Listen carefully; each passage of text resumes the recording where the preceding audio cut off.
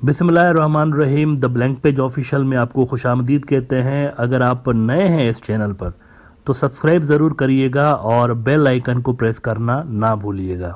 नाजरीन, जब दो इक्वल सुपर पावर्स आपस में भिड़ती हैं, जिनकी जो स्ट्रेंथ है इकोनॉमी, मिलिट्री वगैरह, ये मोर और लेस एक जैसी हो, जब तो ये आपस में दू बदू नहीं लड़ती। हिस्ट्री कम से कम हमें ये बता रही है कि ये दू बदू नहीं लड़ती, ये प्रॉक्सीज के जरिए यूज़ करते हैं, एक दूसरे की इकोनॉमी को डाउन करने की कोशिश करते हैं, एक दूसरे के डिप्लोमेटिक इन्फ्लुएंस जो है उसको डाउन करने की कोशिश करते हैं। ये सारा कुछ होता है, इसीलिए इनके दरमियान होने वाली लड़ाइयों को कोल्ड वार कहा जाता है, क्योंकि ये हॉट वार नहीं होती, इसमें बारूद का इस्तेमाल इस तरह डायरेक्टली ये नहीं करते एक दूसरे के ऊपर।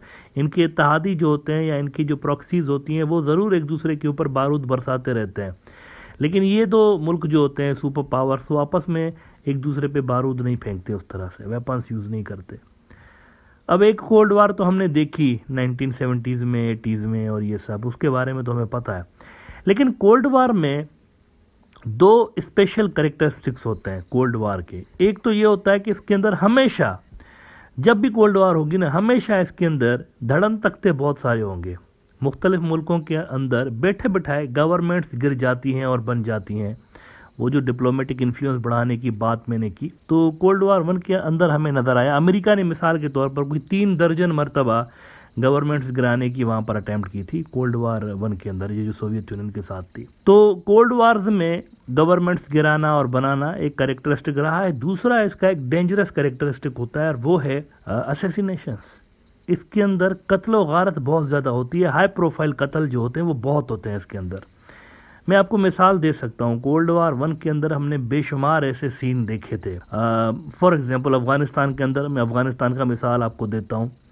दाऊद खान जब उन्होंने धड़न तख्ता करके आ गए अपने कज़न ज़ाहिर शाह का, तो दाऊद को मारा गया।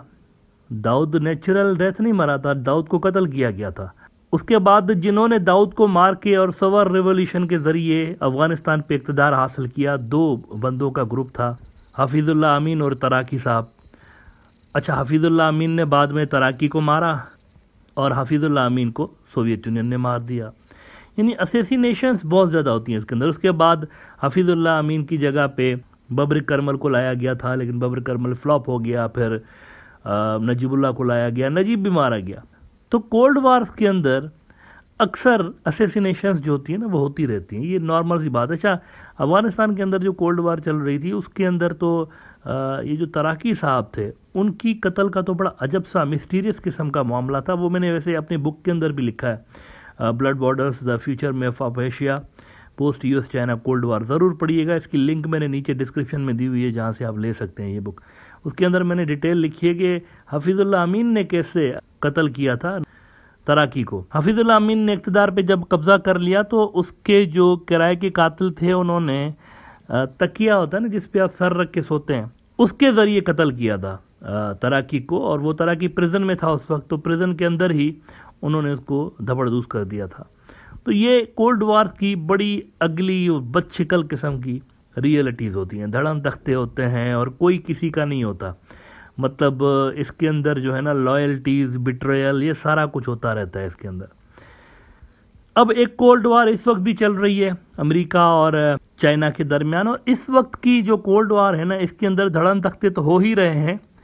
लेकिन अजब बात यह है कि एक ऐसा मुल्क है जिसके अंदर पे दर पे असैसिनेशन के अटैम्प्ट्स देखने को मिल रहे हैं। जापान की बात कर रहा हूँ मैं। पिछला जो जापान का प्राइम मिनिस्टर था, फॉर्मर इनका जो पीएम था शिंजो अबे साहब, उनको कत्ल किया गया।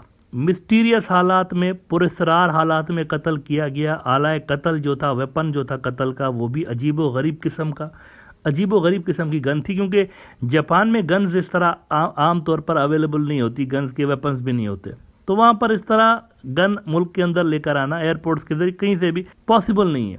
लेकिन वो जो वेपन था जिसके ज़रिए शिंजो अबे को मारा गया, वो कहा जाता है कि लोकली मेड था और उसके ज़रिए उनको कत्ल किया गया था अजीब तरीके से। और वो जो कातिल था उसके बारे में बाद में पता चला कि ये तो कोई मजहबी, जुनूनी और पागल किस्म का इंसान है, साइकोपाथ। लेकिन बहुत सारे लोगों को ये बात हजम नहीं हो रही थी कि इतनी बड़ी पर्सनैलिटी शिंजो अबे, जिन्होंने जापान की सियासत को ही तब्दील करके रखा। अच्छा, कहा जाता है कि रिटायर होने के बाद भी सबसे ज़्यादा इनकी चलती थी पॉलिटिक्स के अंदर। इन्हीं का जो ब्लॉक था वो पावरफुल था और उन्हीं के कहने पे जापान की पॉलिसीज बनती थी। लेकिन इनके कत्ल के बाद आप देखें कि जापान की पॉलिसी ही चेंज हो गई। ये भी आप चीज़ नोट करें, जापान पहले से कई गुना ज़्यादा पैसे खर्च करने लगा अपने डिफेंस पे। जापान खुल के सामने आ गया चाइना के। जापान ने अपनी मिलिट्री क्रिएट करने का अनाउंस कर दिया। जापान जो है वो हैवी तादाद में बहुत ज़्यादा वेपन्स अमेरिका से लेने लगा। बहुत ज़्यादा शिफ्ट आ गया शिंजो अबे के मरने के बाद जापान की पॉलिटिक्स के अंदर भी और जापान के मिलिट्री और हर जगह पे। लेकिन अब क्या हुआ है, इनका इस वक्त जो नया प्राइम मिनिस्टर है किशिदा, ये कहीं पे एक लोकल इवेंट में बैठे हुए थे।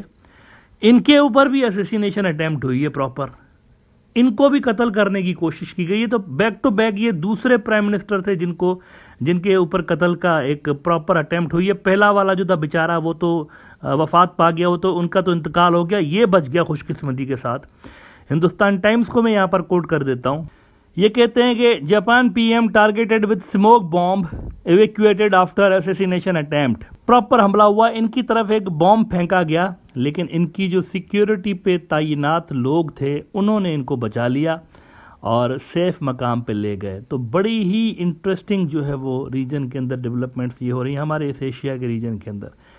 बड़ा बदकिस्मत वाकया है। जापान ब्रादर मुल्क है। हम देखें, अगर आप इंडिया के साथ भी उनके बड़े ज़बरदस्त रिलेशंस हैं, बांग्लादेश के साथ भी अच्छे हैं, पाकिस्तान के साथ भी अच्छे रिलेशंस हैं। जनरली फ्रेंडली कंट्री रहा है। अगर आप इनकी फॉरेन पॉलिसी देखें तो हमारे रीजन के साथ इनकी जो टाइज है ना ज़बरदस्त रहे। चाइना के साथ इनके टाइज ख़राब ज़रूर रहे हैं ओवर द ईयर्स, और वो पुराने तारीखी इसके रीजंस हैं। इन्होंने, जापान ने 2 मरतबा चाइना के ऊपर कब्ज़ा करने की कोशिश की थी। 2 मरतबा। पहली बार 18th सेंचुरी जब ख़त्म होने वाली थी उस वक्त ये आ गए थे और बड़ा ही इन्होंने कत्लो गारत मचाई थी। सेंचुरी ऑफ ह्यूमिलिएशन जिसको चाइनीज़ कहते हैं, उसी दौर में ये हुआ था। दूसरी बार ये वर्ल्ड वार 2 जब शुरू हुई थी तो उस वक्त ये अंदर घुस के आ गए थे। और मज़े की बात देखें कि चेयरमैन माओ जो था ये लड़ रहे थे जापानीज़ के साथ, गुरिल्ला वॉरफेयर ये लड़ रहे थे। और केएमटी वाले जो कि बाद में ताइवान चले गए थे, केएमटी वालों की ज़रा आप दिमाग चेक करें उनका, वो जापान को छोड़कर चेयरमैन माओ से लड़ रहे थे, वो जो सिविल वॉर चल रही थी। तो इस वजह से भी वैसे केएमटी का वो जो ग्राफ डाउन हुआ था चाइना के अंदर, तो उसके अंदर ये भी एक फैक्टर था। चाइनीज़ ने देखा कि यार हमारा मुल्क, उसके ऊपर प्रॉपर इन्वेजन हुई है और ये जापानीज़ को छोड़कर अपने ही लोगों से वो सिविल वॉर कंटिन्यू कर रहे हैं। जब आपके मुल्क के ऊपर हमला होता है तो आप 1 मिनट के लिए आपसी इख्तलाफात भुला के और दुश्मन से लड़ते हैं, लेकिन केएमटी वालों ने ऐसा नहीं किया था। और चेयरमैन माओ की जो सक्सेस थी ना, जिसकी वजह से वो एक सुप्रीम लीडर बने, उसमें ये भी एक बड़ा फैक्टर था कि उन्होंने जापान के साथ एक भरपूर जंग लड़ी थी अपनी कम्युनिस्ट पार्टी की सपोर्ट से। तो जापानीज़ का और चाइनीज़ का पुराना तारीखी फड्डा है, और जब ये कब्ज़ा करते थे तो फिर लोकल्स के ऊपर काफ़ी जुल्म और बर्बरियत भी करते थे। तो इनका आपसी ताल्लुकात शुरू से ख़राब रहे, लेकिन हमारे जो रीजन्स हैं इनके साथ जापान के ताल्लुकात बेहतर रहे हैं। पाकिस्तान के साथ, बांग्लादेश के साथ, इंडिया, श्रीलंका, इनके साथ बरादराना दोस्ताना ताल्लुकात जापान के रहे हैं। तो ये बड़ा अनफॉर्चुनेट इंसिडेंट था। अब देखते हैं इसके पीछे कौन था। अभी तक तो इंक्वायरी जब होगी तो देखते हैं जापानीज़ क्या इसकी फाइंडिंग्स जो है वो दुनिया के सामने लेकर आते हैं। लेकिन ये बड़ा इवेंट था, और अगर खुदा न खास्ता यहाँ पर ये अटेम्प्ट सक्सेसफुल हो जाता तो एक बड़ा नुकसान होता जापान का। लेकिन फॉर्चुनेटली जापान बड़े नुकसान से इस बार बच गया।